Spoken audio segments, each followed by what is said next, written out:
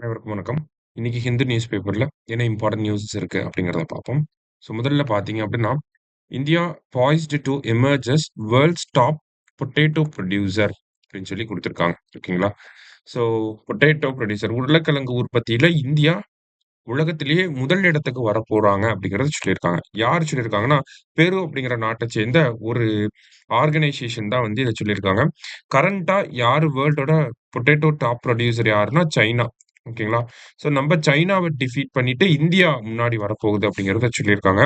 By 2050 2050ஆம் ஆண்டு வர்றப்போ, India வந்து மோர் தென் 100 மில்லியன் டன்ஸ் வந்து பொட்டேட்டோ உற்பத்தியில இருப்பாங்க. உருளைக்கிழங்கு உற்பத்தியில 100 டன்னுக்கு மேல 100 மில்லியன் டன்ஸ்க்கு மேல நம்ம உற்பத்தி செய்வோம்.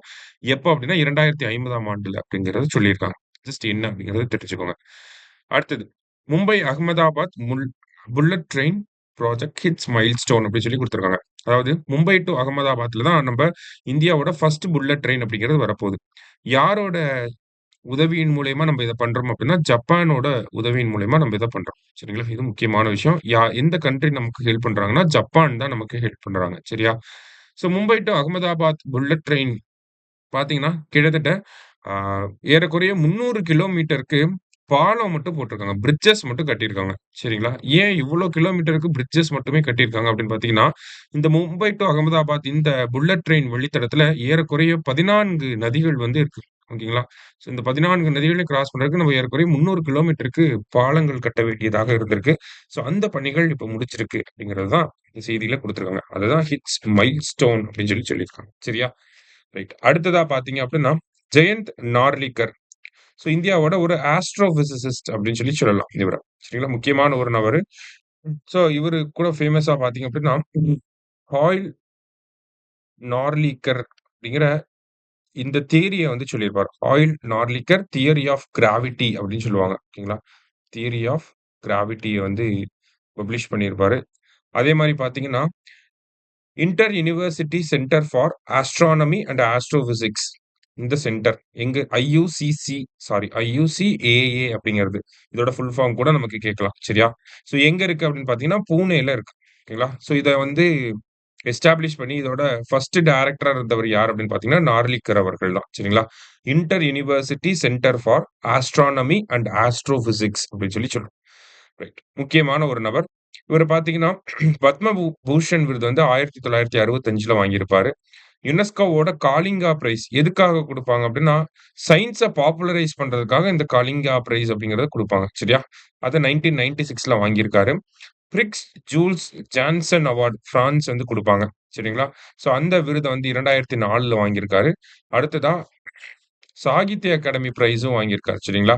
அ சார் நகரன் டேல் மஸே விஸ்வா அப்படின்னு சொல்லி மை டேல் ஆஃப் 4 சிட்டீஸ் அப்படிங்கிற இந்த புத்தகத்துக்காக சாகித்ய அகாடமி விருதும் வாங்கியிருக்கார். சரியா?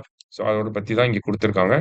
அடுத்ததா அதே மாரி இன்னொரு முக்கியமான சயின்டிஸ்ட் எம்.ஆர். ஸ்ரீனிவாசன். இந்தியாவோட நியூக்ளியர் பவர் பிளான்ட் புரோகிராம் இருக்கு இல்லையா? அதோட முக்கியமான ஒரு ஆர்க்கிடெக்ட் அப்படின்னு சொல்லி குடுத்திருக்காங்க. சரிங்களா? முக்கியமான நபர். அந்த ஒரு புரோகிராம்ல முக்கியமான நபராக இருந்திருக்கிறார். சரியா? இவர் தான் வந்து பார்த்தீங்கன்னா, nuclear power corporation of India NPCIL அப்படிங்கிற அமைப்பு இருக்கு இல்லையா? அந்த அமைப்போட ஃபர்ஸ்ட் சேர்பெர்சனா இருந்தது யார் அப்படின்னா, இவரு தான். சரிங்களா? 1987ல அந்த அமைப்பு உருவாக்கப்பட்டிருக்கும். அந்த அமைப்போட ஃபர்ஸ்ட் சேர்பெர்சனா இருந்தது இவரு தான். இவர பத்தி தமிழ்நாடு ரிலேட் பண்ணி இவரு வருவார். என்னன்னா, கூடன்குளம் அணுமின் நிலையம் இருக்கும் இல்லையா? ஸோ அந்த கூடன்குளம் அணுமின் நிலையம் ஆரம்பிக்கிறதுக்கு முன்னாடி பெரிய அளவுல போராட்டம்லாம் நடந்திருக்கும் இல்லையா? அந்த போராட்டக்காரர்களுக்கு அ எதுக்காக போராட்டம் பண்ணியிருப்பாங்க? இந்த நியூக்ளியர் பவர் பிளான்ட்லாம் சேஃப்டி கிடையாது. ஏன்னா, அந்த 2011 காலகட்டத்தில தான் ஜப்பான்ல ஃபுக்குஷிமா அணு உலையோட பாதிப்புமே இருந்திருக்கும். அதெல்லாம் பார்த்துட்டு நம்ப ஊர்லயும் இப்படி நடந்துருமோ அப்படின்னு சொல்லி மக்கள் ஒரு அச்சத்தின் பேர்ல போராட்டம் பண்ணியிருப்பாங்க. அந்த மாரிலாம் கிடையாது. ஒரு நியூக்ளியர் பவர் பிளான்ட்னா சேஃபா தான் இருக்கும். நம்ப கூடன்குளத்தில வைக்கக்கூடிய அந்த நியூக்ளியர் பவர் பிளான்ட்டோட சேஃப்டி மெஷர்ஸ் என்னலாம் இருக்கு அப்படிங்கிறத பத்தி ஒரு ரிப்போர்ட்ட ரெடி பண்ணியிருப்பாரு. யாருன்னா, எம்.ஆர். ஸ்ரீனிவாசன் அவர்கள். இந்த ரிப்போர்ட் ரெடி பண்ணி நம்மளுடைய அப்போதைய முதலமைச்சரா இருந்த ஜெயலலிதா அவர்கள் கையில குடுத்திருப்பார். சரிங்களா? அதிலயுமே இவரு ஒரு முக்கியமான ரோல் ப்ளே பண்ணியிருப்பார். கூடன்குளம் பவர் பிளான்ட்ட பொறுத்தவரைக்கும் அதோட கெப்பாசிட்டி பார்த்தீங்கன்னா, 2000 மெகாவாட் சரியா? ரைட். அடுத்ததா பார்த்தீங்க அப்படின்னா, WHO அடாப்ட்ஸ் பேண்டமிக் அக்ரீமெண்ட் அப்படின்னு சொல்லி குடுத்துருக்காங்க. ஸோ பேண்டமிக் அக்ரீமெண்ட் அப்படிங்கிறத நம்ம ரொம்ப நாளாவே அடிக்கடி செய்தியில பார்த்துட்டே இருக்கோம். ஓகேங்களா? ஸோ 2020, 21ல பேண்டமிக் ஏற்பட்டுச்சு. கொரோனா பேண்டமிக் ஏற்பட்டுச்சு. அதுக்கு எப்படி ரெஸ்பாண்ட் பண்றதுன்னு தெரியாமயே இருந்துச்சு நம்ப உலகத்துல இருக்கக்கூடிய எல்லா நாடுகளுக்குமே. ஸோ இதுக்கப்புறமா ஒரு பேண்டமிக் வந்துச்சுன்னா, அதோட ரெஸ்பான்ஸ் எப்படி இருக்கணும்? டேட்டா ஷேரிங் எப்படி இருக்கணும்? பெனிஃபிட் ஷேரிங் எப்படி இருக்கணும்? அந்த மாரியான விஷயங்கள்லாம் டீட்டெயில்டா சொல்லக்கூடிய ஒரு அக்ரீமெண்ட் தான் இந்த WHOட பேண்டமிக் அக்ரீமெண்ட். சரியா?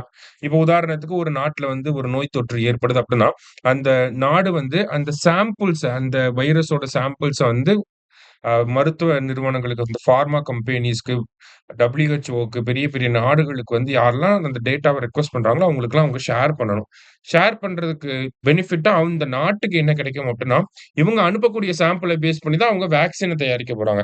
அப்ப அந்த வேக்சின்ல இருந்து இவங்களுக்கு கொஞ்சம் கிடைக்கலாம். இல்ல அந்த வேக்சின எப்படி தயாரிக்கணும் அப்படிங்கிறத இந்த நாட்டுக்கு சொல்லிக் குடுக்கலாம். இந்த மாதிரியான ஒரு பெனிஃபிட் ஷேரிங் அக்ரீமெண்ட் அப்படிங்கிறத இந்த பேண்டமிக் அக்ரீமெண்ட்ல டிவைஸ் பண்ணியிருக்காங்க. ஸோ இதுதான் ஒரு முக்கியமான ஒரு விஷயம். உலகத்துல இருக்கக்கூடிய எல்லா நாடுகளும் ஒப்புதல் தெரிவித்து, இந்த பேண்டமிக் அக்ரீமெண்ட் அப்படிங்கிறத நேத்து அடாப்ட் பண்ணியிருக்காங்க. சரியா? ஸோ அதுதான் இங்க முக்கியமான விஷயமா குடுத்திருக்காங்க. ஸோ இன்றைய செய்தித்தாள்ல இருந்து முக்கிய செய்திகள் எல்லாத்தையுமே பார்த்திருக்கோம். நன்றி. சுரேஷ் IAS அகாடமி வெற்றி